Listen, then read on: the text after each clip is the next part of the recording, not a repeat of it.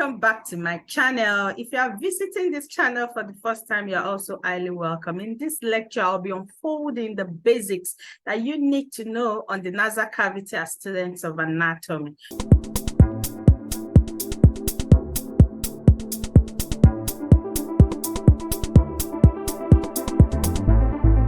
The nasal cavity is also referred to as the nasal fossa or the nasal passage. It is a paired large air-filled space that is located behind the nose. This is where we have the nasal cavity. And anterior to the nasal cavity is where we have the nose, and this is where the nose is located. The nose is located in the anterior part, and behind the region where the nose is located is where we have the nasal cavity.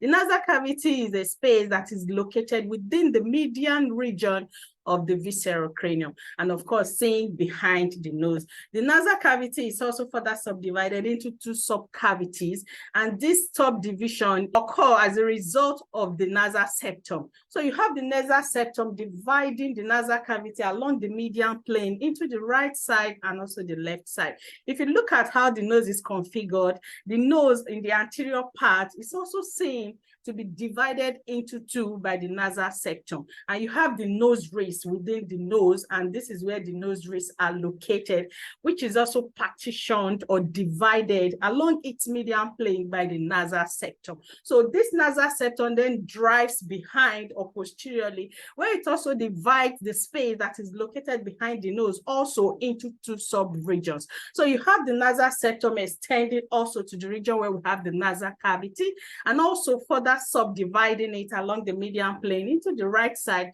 and also the left side, just as what we have in the region where the nose is located.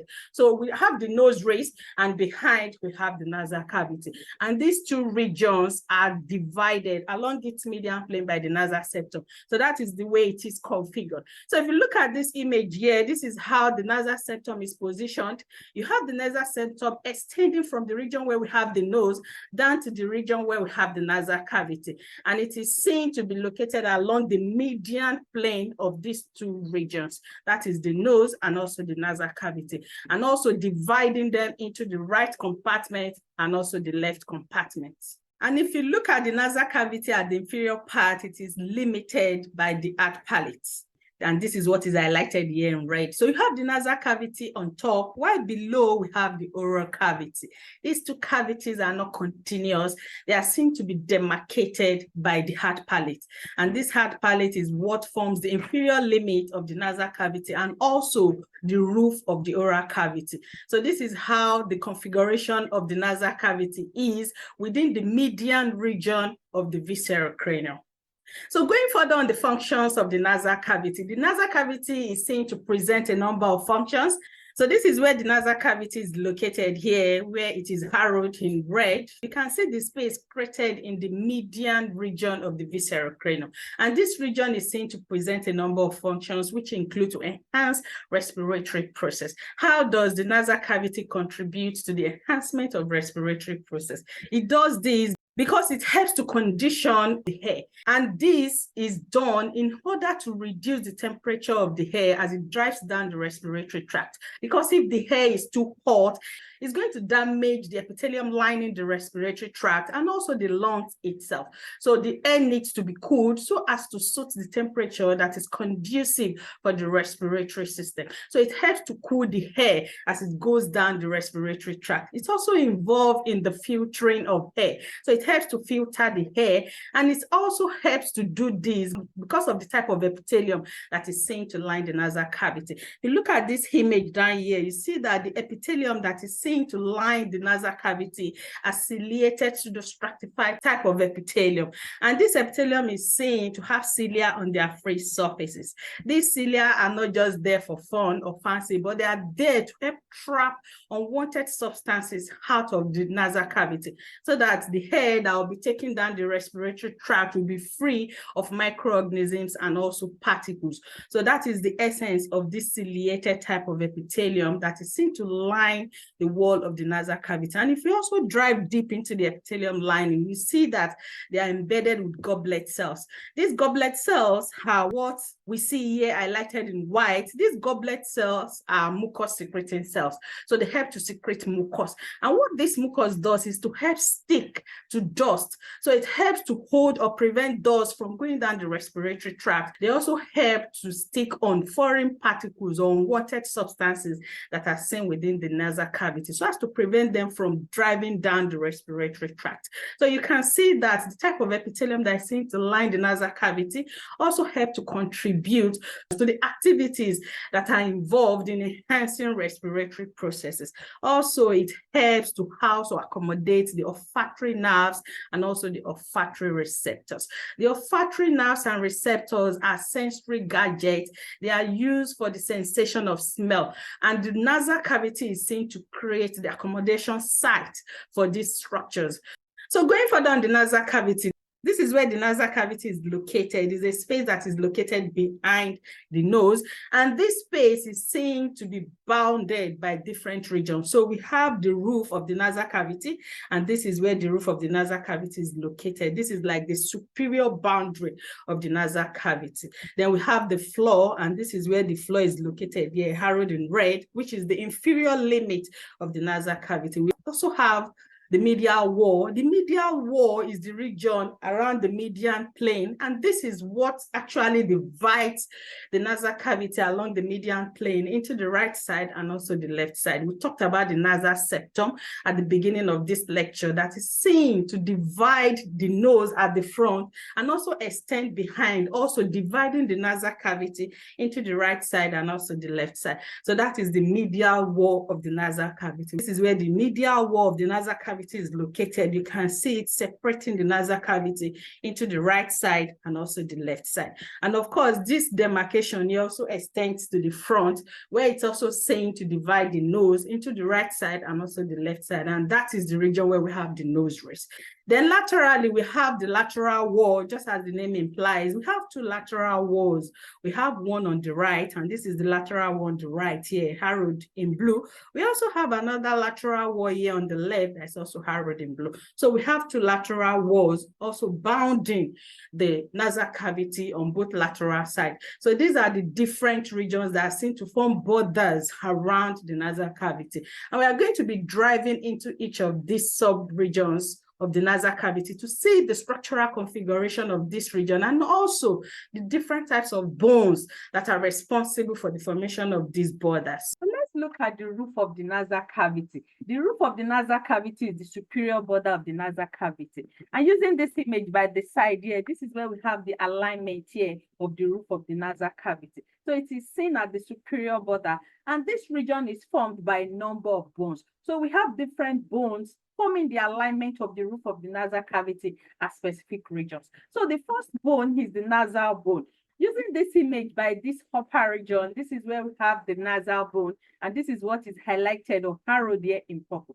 So you have the nasal bone forming the anterior region of the roof of the nasal cavity. If you use this lower image here at this inferior side, this is where we have the nasal bone here, also arrowed in purple, and you see that this bone is seen to border superiorly the nasal cavity at its anterior region. So you see it at the most anterior region here. What if you go more posteriorly behind, you have the frontal bone. This is where you have the frontal bone here, harrowed in white. But the specific region of the frontal bone that will be contributing to the alignment of the roof of the nasal cavity is the nasal spine. And this is where this arrow is pointing here at this inferior region. So you have the nasal spine, which is a sub-region of the frontal bone, contributing to the alignment of the roof of the nasal cavity. And this is what is seen here in this image. If you go more posteriorly behind, you have the ethmoid bone. And the specific region of the ethmoid bone that would be forming the alignment of the roof of the nasal cavity is the cribriform plate of the ethmoid bone. And this is what is harrowed here in blue. So you have the cribriform plate of ethmoid here, forming the superior or the roof of the nasal cavity. And at this point, you see that it is forming a border between the nasal cavity inferiorly, so the cranial cavity superiorly. And at this point, you see it forming the roof of the nasal cavity at the central region. This ethmoid bone is what is seen here in this lower image. This is where we have the configuration of the ethmoid bone. This region that is harrowed here in blue is the cribriform plate of ethmoid. If you look at the cribriform plate of ethmoid, you see that it is seen with opening. So you have a number of openings on the cribriform plate of ethmoid. And if you go back to the region where it is positioned around the roof of the nasal cavity, we say that it is seen to border the nasal cavity inferiorly and also the cranial fossa superiorly. And we know that within the nasal cavity, we have the emergence of the olfactory nerve, which are responsible for the sensation of smell. These olfactory nerve rootlets, we need to exit the nasal cavity through the openings that are created on the cribriform plate of the ethmoid bone. And this is why we have this opening so created, so as to allow the exit of the rootlets of the olfactory nerve so that they can enter into the cranial cavity where they will be relaying their sensory impulses to. And this is why this is created at this point. But specifically, if you want to highlight or state the specific region of the ethmoid bone that is seen to form the alignment of the roof of the nasal cavity, we say that it is the cribriform plate of ethmoid, and this is what is harrowed here in blue. Then if you go more posteriorly behind, we have the sphenoid. This is where we have the sphenoid bone here, harrowed in red. Specifically, the region of the sphenoid that is contributing to the alignment of the roof of the nasal cavity is the body of the sphenoid. If you also look at this lower image here, this is where we have the sphenoid bone, and this specific region that is harrowed here in black is the body of the sphenoid.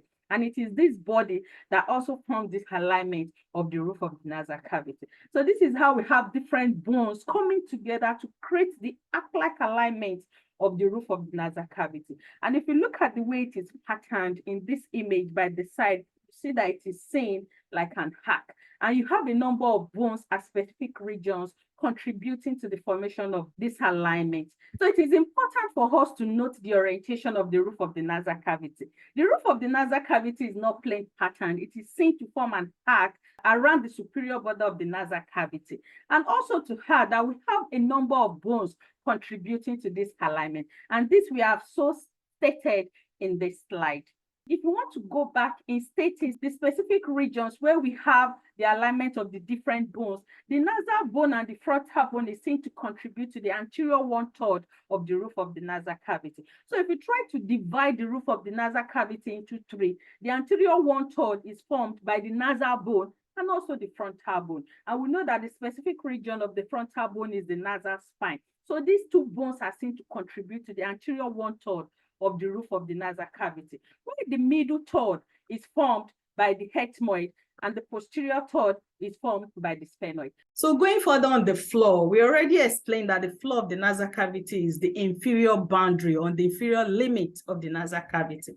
And this is formed by the hard palate. This is the nasal cavity, and inferiorly here we have the hard palate. And it is seen to form a barricade or a separation between the nasal cavity and also the oral cavity. We already said that the two cavities are not continuous, but are seen to be separated from each other by the hard palate. So the hard palate is also formed by different types of bones, and it's good for us to be able to establish this.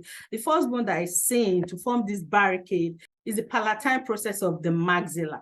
So anteriorly, you have the palatine process of the maxilla. This is the maxilla here at the front. The maxilla is seen to have a palatine process. The palatine process is like an horizontal process that is seen to be directed towards the palatine bone, and that is why it is the palatine process of the maxilla. And this process here contributes to the floor of the nasal cavity. So if you go more posterior, the structure that you see behind to form the inferior limit or the floor of the nasal cavity will be the horizontal plate of the palatine bone.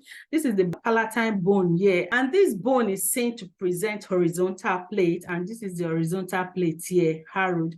And this horizontal plate is seen to form the posterior boundary or limit of the nasal cavity. So you see that we have contribution from the maxilla and also the palatine bone forming the hard palate, and the hard palate is seen to form the inferior limit of the nasal cavity. And of course, after the hard palate, more posteriorly, you have the soft palate here, somewhere around this region. But the hard palate is what is actually seen to form the floor of the nasal cavity, and the hard palate is seen to be formed by the palatine process of the maxilla and also the horizontal plate of the palatine bone. So let's look look at the medial wall. The medial wall of the nasal cavity is what divides the entire nasal space into two compartments, and it divides it along the midline plane. So you have the nasal cavity divided along the midline plane into two halves. So let's look at the structures that are seen along this medial border. This is where we have the medial wall of the nasal cavity here, carried in black. This medial wall is what actually partitions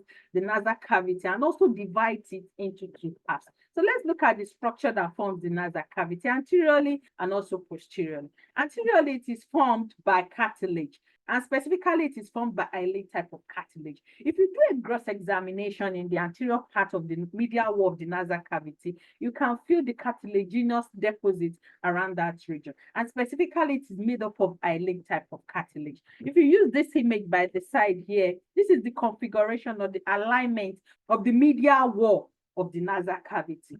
You have the nasal space exposed here in this image, and this is where we can see the medial wall of the nasal cavity. On the other side, we also have the nasal space. So you have this barricade separating the right and the left halves of the nasal cavity. And this is what is exposed here in this image. So you have this alignment here created in dotted black, forming the orientation of the medial wall of the nasal cavity. And in the anterior region here, that is harrowed in purple, we have the cartilaginous part forming the medial wall of the nasal cavity. And this is seen to form the nasal septum.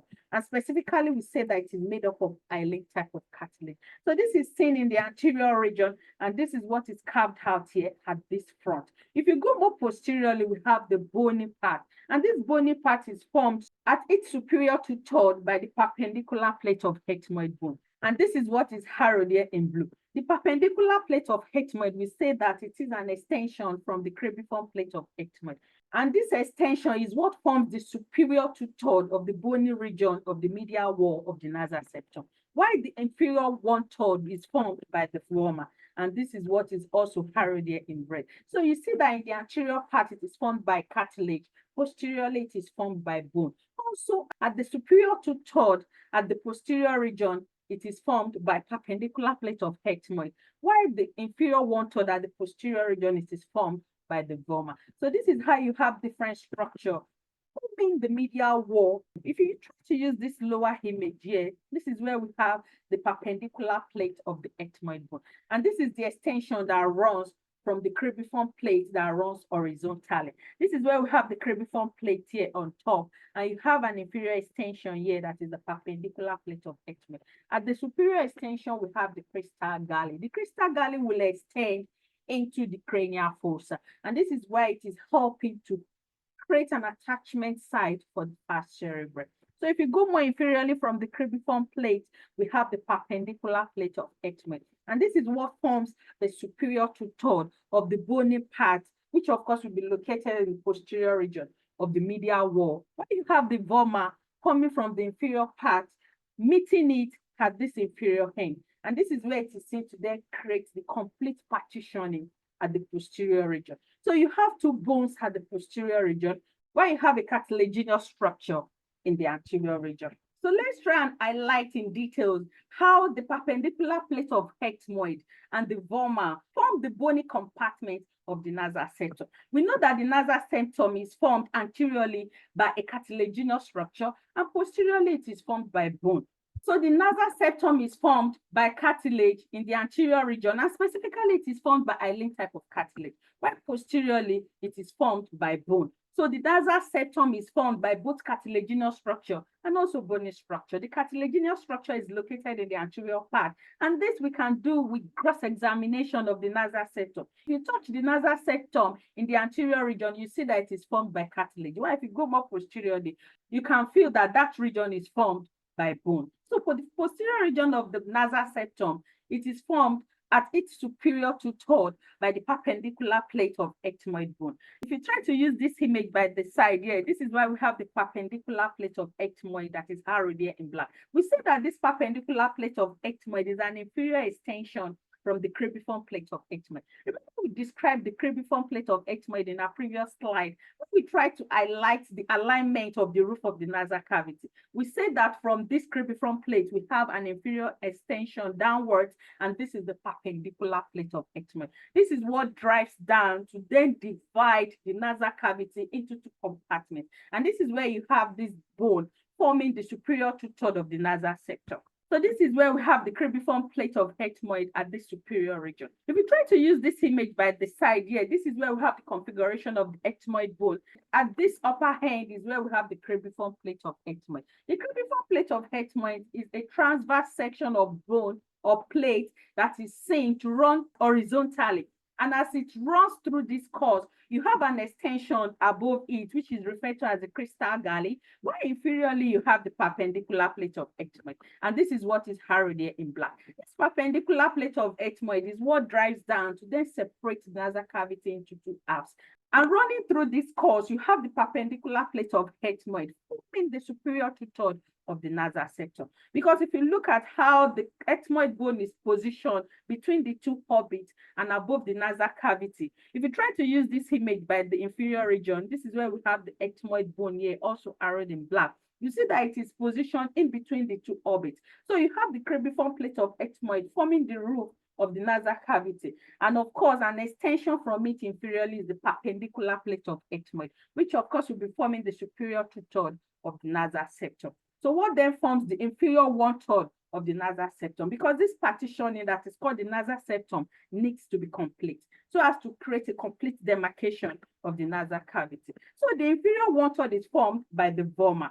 If you look at the configuration by this side, this is where we have the vomer here. The vomer is seen to run from the inferior part of the nasal cavity, and you see it extending up, and at this point meeting up with the perpendicular plate of ethmoid to form a complete barricade of the nasal cavity. And this is how we have the bony compartment of the nasal cavity being formed by the superior two-thirds by the perpendicular plate of ethmoid, and the inferior one-third formed by the vomer. While in the anterior part, we have the cartilage that is specifically of hyaline type. So this is how we have this demarcation created by the perpendicular plate of ethmoid, so the vomer, forming the partitioning called the nasal septum. Specifically, it will be contributing to the bony part of the nasal septum, while the cartilaginous part will be seen in the anterior part as we have initially described. Going through the lateral wall of the nasal cavity. The lateral wall of the nasal cavity presents a very interesting configuration, because it is through this lateral part that the nasal cavity is able to exhibit its functions. We know that the nasal cavity is known for processing air so as to direct it down to the respiratory tract. And because of this, there is a measure that is put in place for the surface area of the nasal cavity to be increased. And this increase is specifically seen in the lateral wall of the nasal cavity. And we'll be unfolding this as we go through with this slide. If you use this image by the side here, this is where we have the lateral wall here, harrowed in purple. We have the lateral wall of the nasal cavity on the side of the nasal cavity. And at this region, you have a number of projections around this area that is helping to increase the surface area of the nasal cavity, so that more of the air that is taken into the nasal cavity will be processed, and more will also be directed down the respiratory tract. Let's look at the bones that are seen to contribute to the formation of the lateral wall of the nasal cavity. So as you have one on this side, you also have another one on the other side. So they are seen to border the nasal cavity on both the right side and also the left side. So going through the bones that form the orientation of the lateral wall of the nasal cavity, we have part of the maxilla. There's a specific region of the maxilla that is seen to contribute to the formation of the lateral wall of the nasal cavity. We know that the maxilla is seen at this region. So the outer part of the lateral wall of the nasal cavity is formed by a region of the maxilla. And this is what is seen in this outer region. But if you go more posteriorly, you have the ethmoid. And the specific region of the ethmoid that is seen to contribute to the formation of the lateral wall of the nasal cavity are the conchae. So you have two projections on the lateral wall of the nasal cavity, and this is formed by the projections seen on the ethmoid bone. So let's try and use this image by the side here. This is where we have the configuration here of the ethmoid bone. We said that superiorly here we have the cribriform plate of the ethmoid, and this specific region is seen to contribute to the roof of the nasal cavity. While an inferior extension here is the perpendicular plate of ethmoid that contributes to the formation of the medial wall or the nasal septum of the nasal cavity. We tried to highlight this in our previous slide. If you go on both sides of this perpendicular plate of ethmoid, we have the ethmoidal labyrinth.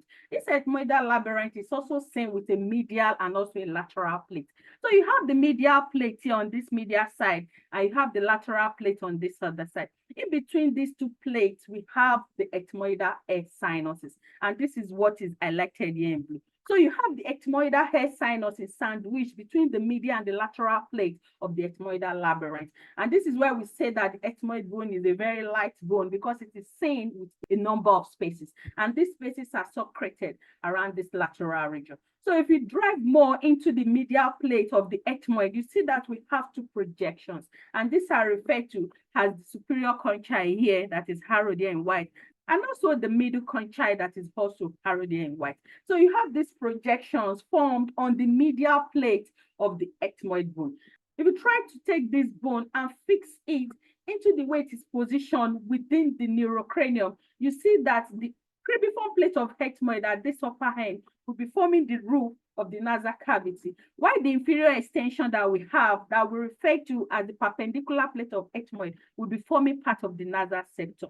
So if you go more laterally, you then have the projections that we see on the medial wall or the medial plate of the ethmoid, forming the superior and the inferior conchae. So you have these projections forming this conchae around the lateral wall of the nasal cavity, but they are seen to be formed on the medial plate of the ethmoid, because this is where we say we have the medial plate here, and it is around the medial border of the medial plate that we have these projections.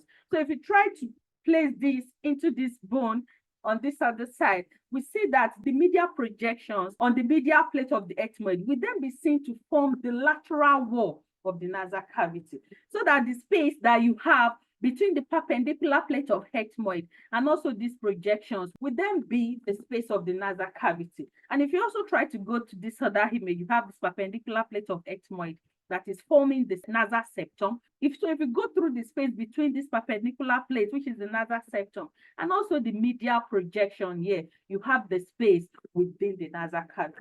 So this is how it is spread around this region.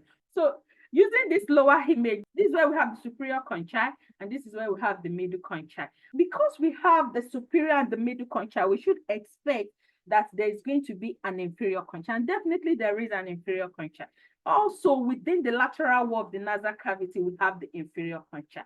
This inferior conchae is not seen as part of the structural configuration of the ethmoid bone. The inferior conchae is seen as a distinct bone on its own. It is a separate bone on its own. It is not seen to form part of the ethmoid. If you go back to the morphology of the ethmoid, you see that the two conchae that we have on the ethmoid are the superior and the middle conchae, while the inferior conchae is a separate bone on its own. But because this inferior conchae is also placed in the same alignment with the superior and the middle conchae, it is also given the same name because it falls into that alignment. So using this image here, we also have an inferior conchae, and this is what is also harrowed in white. But because this inferior conchae also falls in the same alignment, also trying to create the projection that is seen at this inferior region, it is therefore tagged the inferior conchae. But just for us to know, in case we are had during examination, that the inferior conchae is not part of the structural formation or orientation of the ethmoid bone. It is seen as a separate bone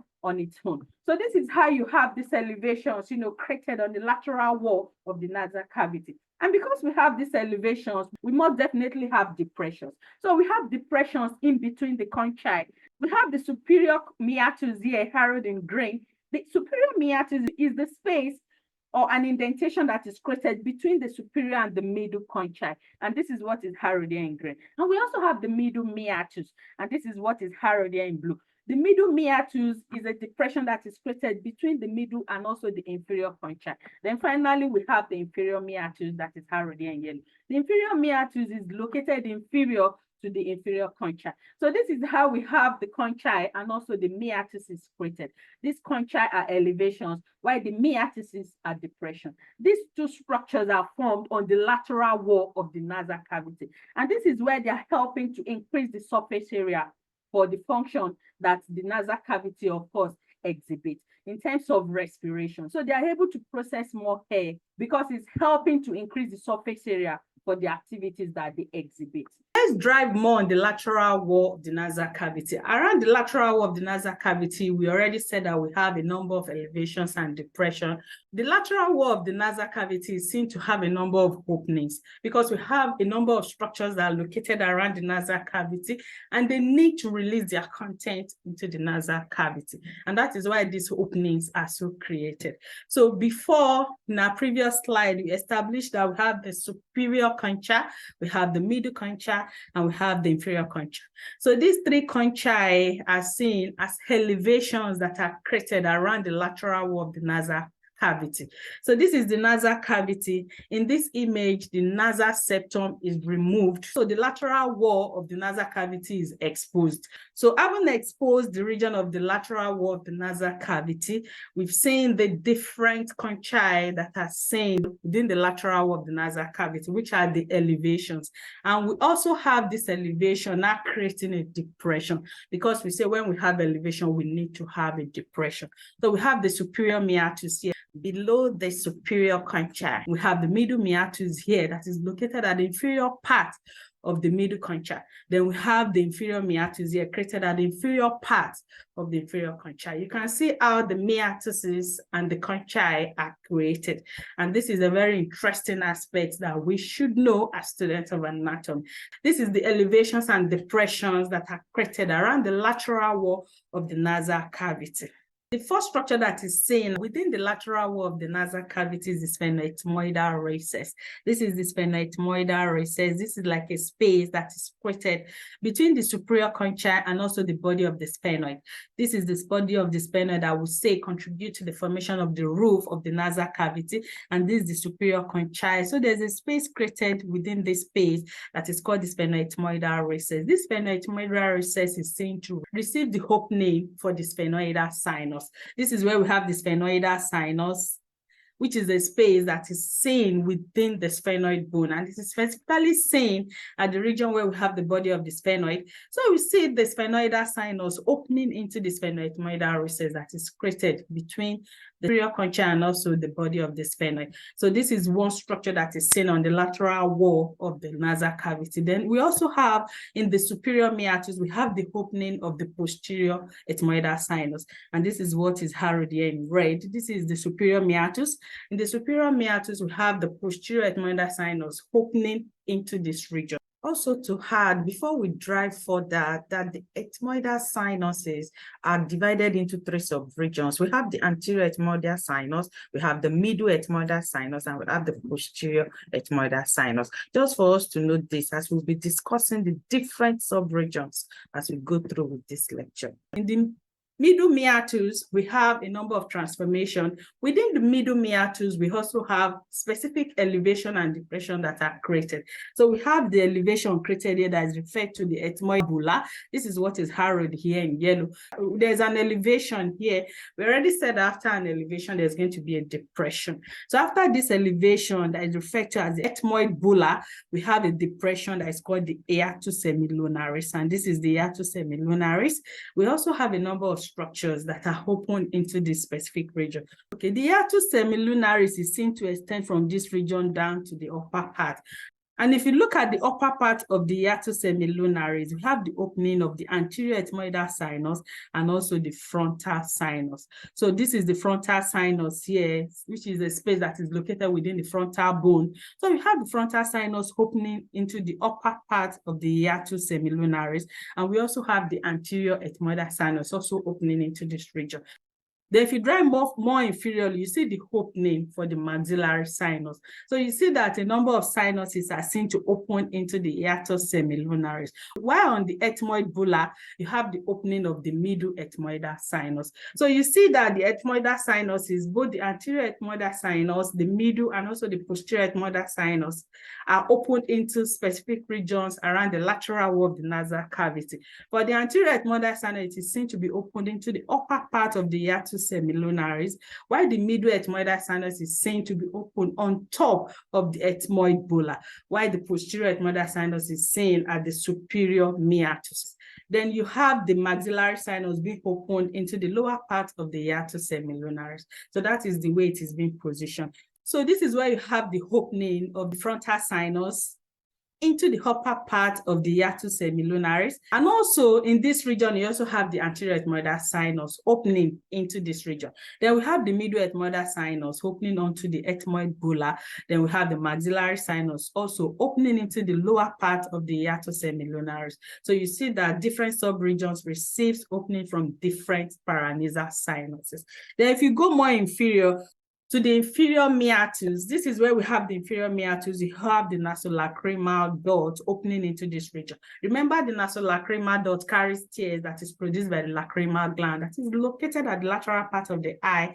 So this tear is drained from this region and is being collected into the inferior meatus through the nasolacrimal duct. So this duct is what drains tears down into the nasal cavity. You see that there are times that we cry and the tears is being collected within the nasal cavity. It is through the nasolacrimal duct, which opens into the inferior meatus, that then allows the movement or flow of tears within the nasal cavity. So you see that different structures are opened onto the lateral wall of the nasal cavity, and it's good for us to be able to also establish this. So going further on the anterior connection, the nasal cavity is seen behind the nose. So anteriorly, we should expect that it will be connected to the nose race. So this is what we have in the anterior part. This is where we have the nose, and the nose, of course, within it, we have the nose race that is also demarcated or divided along the median plane by the nasal septum. So we have the nose race or the nasal vestibule in this region, and this is what is seen to be the anterior continuation or connection of the nasal cavity. And this region is lined by skin that is seen to be hair. So you see hair projection or hair lining within the vestibule. So posteriorly, the structure that is seen behind is the nasopharynx. The nasopharynx is a sub-region of the pharynx. This is where we have the nasal cavity, and we know that inferiorly here we have the oral cavity. So behind the nasal cavity, the structure that is seen behind it is the pharynx. And the pharynx is further subdivided into the nasopharynx. This is the nasopharynx because it is a region of the pharynx that is located behind the nasal cavity. Then we have the oropharynx, which is the region of the pharynx that is seen behind the oral cavity. Then we have the laryngopharynx. This laryngopharynx is the region of the pharynx that is located behind the larynx. So the different subregions of the pharynx are so named based on the structures that are located anterior to them. So for the nasal cavity, it is specifically the nasopharynx that is seen as a posterior continuation of the nasal cavity because it is the region of the pharynx that is located behind the nasal cavity. So we have the nasopharynx as the posterior connection of the nasal cavity. So different openings, as we've highlighted within the nasal cavity, we've tried to establish the openings that we have in the lateral wall of the nasal cavity. But generally, the openings that we see will include first, the opening for the nasolacrimal duct. We already highlighted this in our previous slide, that we have the nasolacrimal duct carrying tears that is produced by the lacrimal gland and draining it into the nasal cavity. And the specific region of the nasal cavity that the nasolacrimal duct opens into is in the inferior meatus. This is the superior conchae, this is the middle conchae, this is the inferior conchae. We have a meatus created between the three conchae. Inferior to the inferior conchae here is where we have the opening of the nasolacrimal duct. And this is what is highlighted here in black. So you have the inferior meatus receiving the nasolacrimal duct. In case you ask during examination, the specific region of the nasal cavity where the nasolacrimal duct opens into is the inferior meatus. Then we also have the openings on the cribriform plate of ethmoid. Remember when we tried to describe the roof of the nasal cavity, we said that the cribriform plate of ethmoid forms the middle third of the roof of the nasal cavity. And this is seen to be perforated. So you see it presenting a sleeve-like structure. These holes are so created for the passage of the olfactory nerve. And that is why you have this hole created, so the olfactory nerve can pass through it. So we also have opening from the cribriform plate, also allowing for the passage of the olfactory nerve. And this also is one of the openings that we'll be highlighting. So you see the cribriform plate here arrowed in red, and you see holes created on it so that the olfactory nerve can pass through it. Then other openings will include the sphenopalatine foramen. The sphenopalatine foramen is opened into the superior meatus. This is where we have the superior meatus. This is the superior conchae, and inferior to it we have the superior meatus. So this foramen is opened into the superior meatus, and it tries to link the nasal cavity with the pterygopalatine fossa. This is the pterygopalatine fossa. Most times what we need to do is to break down the name. Pterygopalatine fossa is a fossa that is created between the palate and also the pterygoid plate of the sphenoid.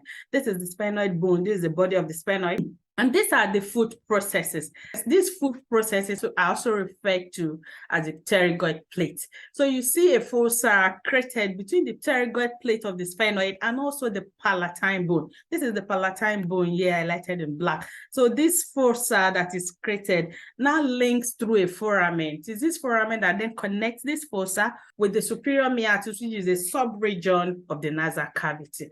And what is seen to pass through this foramen is the sphenopalatine artery and also the nasopalatine and superior nasal nerves. So these vessels are seen to pass through this foramen. Then we have the incisive foramen. The incisive foramen is seen to be created as a hole in the anterior part of the hard palate. This is where we have the palate here highlighted in red. And if you look in the anterior part of the hard palate, we have a foramen that is created. This foramen is also opened into the nasal cavity because this is where we have the nasal cavity on top and inferior is the oral cavity. So you have this foramen allowing structures to run to and fro the nasal cavity. So we have the nasopalatine nerve and also the greater palatine artery. And this is the nasopalatine nerve. The nasopalatine nerve is seen here to be highlighted in white. And if you look at the path through which it runs within the nasal cavity, you see that it enters into the nasal cavity through the sphenopalatine foramen, and you see it along this course where it finally exits the nasal cavity through the incisive foramen. So you see it being listed as one of the structures that pass through the sphenopalatine foramen up here, and also part of the structures that also pass through the incisive foramen. So it's good for us to take note of this. Then the other openings are openings for the paranasal sinuses. The paranasal sinuses are spaces that are created within the bones that are seen to surround the nasal cavity. So we have the paranasal sinuses, which are holes or spaces created within the bones that are located around the nasal cavity. And they also try to connect to the nasal cavity through their ostia. So we have the ostium created through which each of the paranasal sinuses will connect into the nasal cavity. So they try to connect and also contribute to the respiratory processes. The nasal cavity is further subdivided into two segments. We have the olfactory segment and we have the respiratory segment.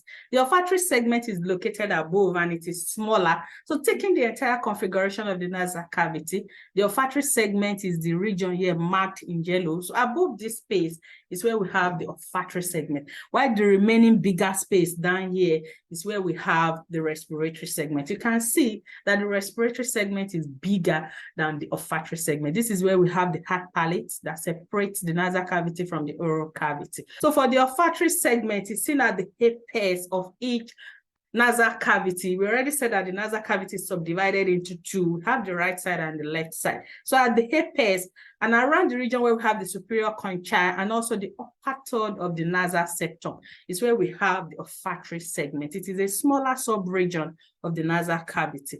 And what is seen within this region is the olfactory epithelium. Olfactory epithelium is seen to line the olfactory segment. And this is a specialized type of pseudostratified columnar type of epithelium. And also to add that within this region is where we have the cribriform plate of ethmoid at the roof or at the apex of the nasal cavity.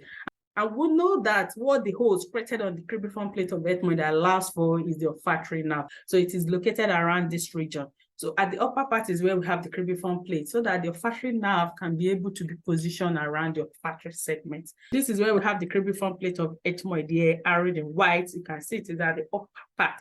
So it is closer to the region where the olfactory segment is located, because we say the olfactory segment is located at the apex of the nasal cavity. Then we have the respiratory segment, which is the remaining lower, larger region of the nasal cavity. This is lined by ciliated pseudostratified columnar type of epithelium. And we already explained or justified why it is a ciliated type of epithelium. So question time, and the first question will be to Describe the anatomy of the lateral walls of the nasal cavity. The second question will be to highlight the differences between the olfactory and also the respiratory segments of the nasal cavity. We've tried to do this in our previous slides, so you can bring all the differences together and put them in a tabular form. Then the third question is to describe the openings of the nasal cavity. We've described the number of openings, both on the lateral wall and also the roof and floor of the nasal cavity. The next question is the nasolacrimal duct opens into the nasal cavity. Is it true or false? If it is true, what specific region is it opened into? Then the last question is, there are 12 cranial bones in totality that contribute to the formation of the nasal cavity. So can you list these 12 cranial bones? We stated that a number of bones is seen to border the nasal cavity at the upper part, which is the roof, also at the floor and the lateral wall of the nasal cavity, and even the septum. So you can try and bring all these bones together and list them out. So thanks for watching this video. Let's meet again.